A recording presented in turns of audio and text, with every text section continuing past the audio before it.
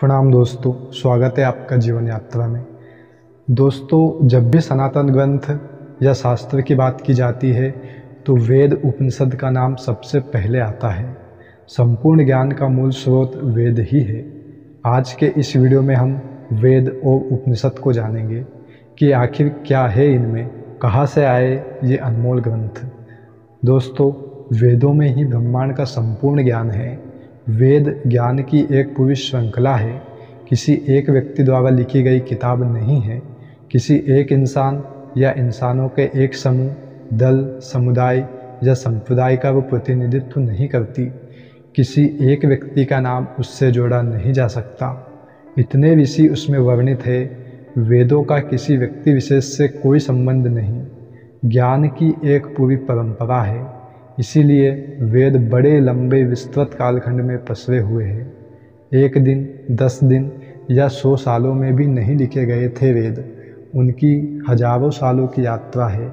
और चूँकि उनका संबंध ज्ञान से है, बोध से है, व्यक्तियों से नहीं, इसलिए किसी मनुष्य की कृति मत मान लेना इनको।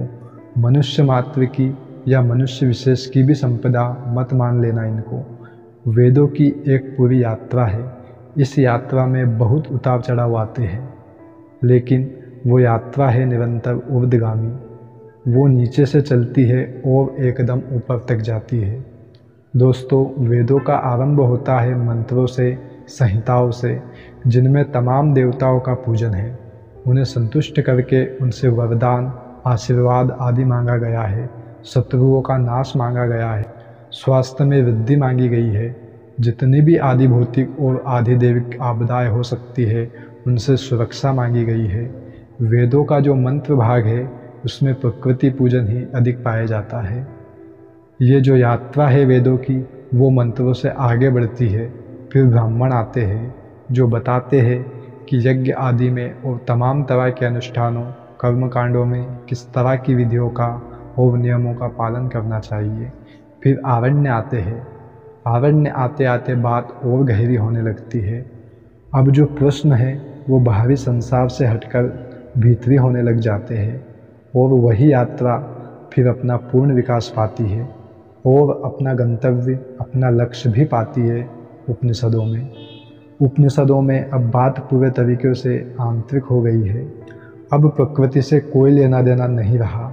शुरुआत प्रकृति से हुई थी कि इंद्र से कुछ बात की जा रही है, मारुत से कुछ पूछा जा रहा है, वरुण से, अग्नि से कुछ पूछा जा रहा है। प्रकृति की शक्तियों का प्रतिनिधित्व करने वाले ये सब देवता है। इनसे वरदान मांगा जा रहा है, इन्हें संबोधित किया जा रहा है।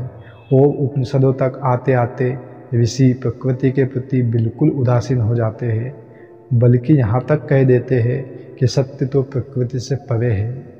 बात इतनी बदल जाती है कि एक और तो देवता लोग थे जिन्हें भोग लगाया जा रहा था। उनको अन्न, पत्र, पुष्प, यहाँ तक कि पशुओं की भी भेंट दी जा रही थी। और उपनिषदों में ब्रह्म मात्र है जो कभी कुछ खाता ही नहीं।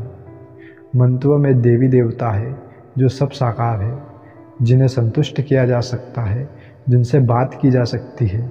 और उपनिषदों में ब्रह्म मात्र है जिसका कोई आकार नहीं, जिसकी कोई इच्छा नहीं, जिसका कोई संगी साथी नहीं, जो अचिंत्य है। उससे बात क्या की जाएगी। तो बात इतनी बदल जाती है। लेकिन उपनिषद है पूरे तरीके से वेदों के ही अंदर। वास्तव में वैदिक प्रक्रिया ही विकास लेकर के अंततः उपनिषदों तक पहुँचती है। और जहाँ तक मानव के अंतर जगत की बात है, उपनिषदों के आगे की बात आज तक ना सोची गई है, ना कही गई है। पूरे विश्व में विचार ने जहाँ कहीं भी ऊंचाइयाँ छुई है, उसको उपनिषदों ने किसी न किसी तरीके से प्रभावित किया है। और भारत में तो स्पष्ट ही है कि जो भी धार्मिक सौंदर्य हम पाते हैं, उसके पीछे उपनिषदों का ही आशीर्वाद है। चाहे फिर वो बौद्ध धारा हो या भक्ति की मिठास, है सब उपनिषदों से ही प्रणीत। तो ये है उपनिषद। उपनिषद ही वेदांत है। वेदांत में 3 इकाइयाँ सम्मिलित मानी जाती है। वो है ब्रह्मसूत्र यानी वेदांत सूत्र, उपनिषद और भगवद गीता। इन तीनों में जो प्राचीनतम है वो निश्चित रूप से उपनिषद है। उपनिषद प्राचीनतम ही नहीं, उपनिषद वेदांत सूत्र और भगवद गीता के आधारभूत भी है। उपनिषद ना हो तो वेदांत सूत्र और भगवद गीता नहीं हो सकते। तो इसलिए कई बार वेदांत को और उपनिषदों को एक ही संबोधन में कह दिया जाता है। गलत नहीं होगा कहना कि उपनिषद ही वेदांत है, उपनिषद ही उच्चतम ज्ञान है। आपके भीतर बैठे ईश्वर को प्रणाम।